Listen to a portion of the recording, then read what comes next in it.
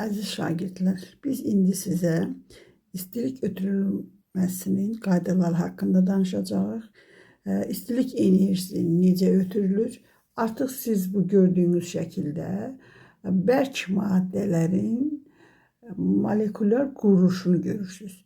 Burada sol tərəfdə göründüyü kimi bunların hissəcikləri, zərrəcikləri, molekulları isinmiş haldadır və bir titreşim halındadır. Siz sadəcə olaraq yerində reaksiya hərəkət etdiyini görürsünüz.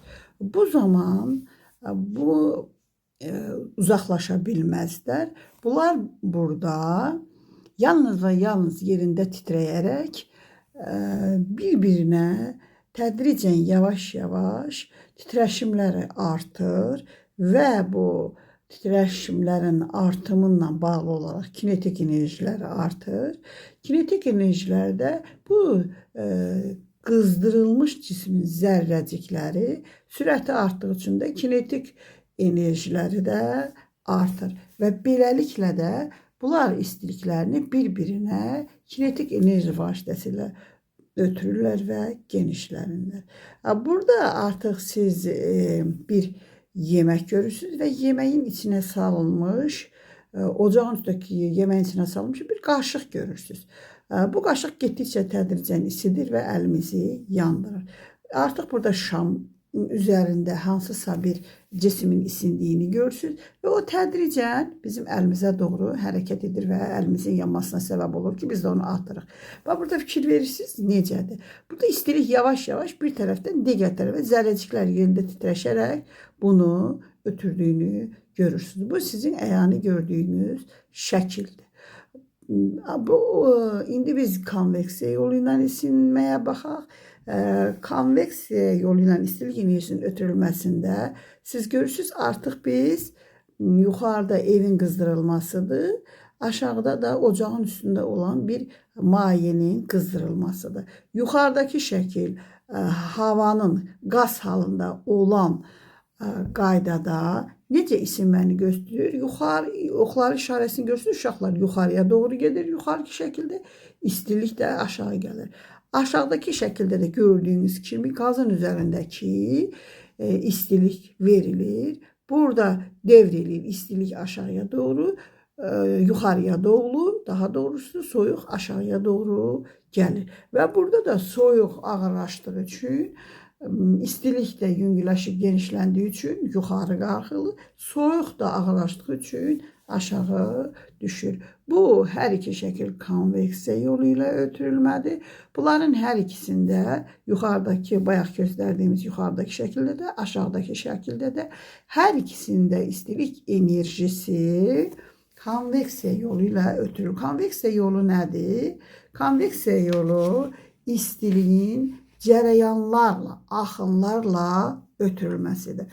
Amma bərk maddələrdə bu proses kinetik enerjinin ötürülməsindən gelir. Bax, bu da evdə qızdırıcıların evi necə qızdırılması haqqında göstərilir.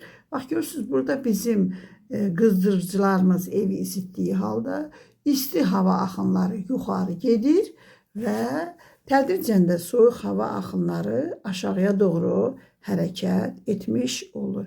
Bu da konveksiya yolundan isinmədir və hər ikisində görürük ki, burada hava cərəyanlar və axınlar vasitəsilə maye var. Hər ikisi axında da cərəyanlar və axınlar vasitəsilə. Bu konveksiya yoludur. Bu artıq həmin qaydanı bir də göstərə bilərik. Bu suyun üzərində görürsünüz, qoyulmuş isti su, qazın üzərindəki isti, daha doğrusu suda isti su yuxarı çıxır.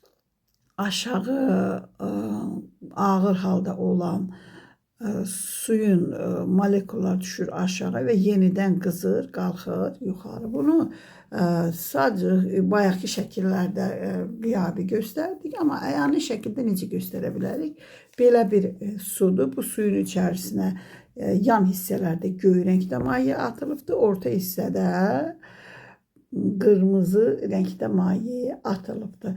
Biz tədricən bu qırmızı halda olan atılmış rəngləndiricinin altından isti bir su qoysaq, qaynar bir su qoysaq, tədricən bu bunu isitməyə başlayacaqdır. Və bu rəngli isinmiş su yuxarı qalxacaq. Buradan da görəsiniz ki, artıq bu sürətlənəcək. Və bu yuxarı qalxdığı üçün, yüngül olub yuxarı qalxdığı üçün bayaqkinə nisbətən daha sürətlə qalxır və ətrafdakı soyuq su onun yerini alır. Çünki o ağırdır. Çünki o yuxarı qalxaraq yerində boşluq yaranır. Bu boşluğu artıq ağırlaşmış suyun qalan hissəsi doldurmağa başlayır. Biz indi isə yarı ortasına qədər kəsilmiş bir şüşə qabı götürək. Onun bir tərəfindən biz tüstü əlavə edək. Siz görəsiniz ki, bu tüstü aşağı hissədən necə yuxarıya şama tərəf olan tərəfə gedəcəkdir. Çünki şam buradakı havanı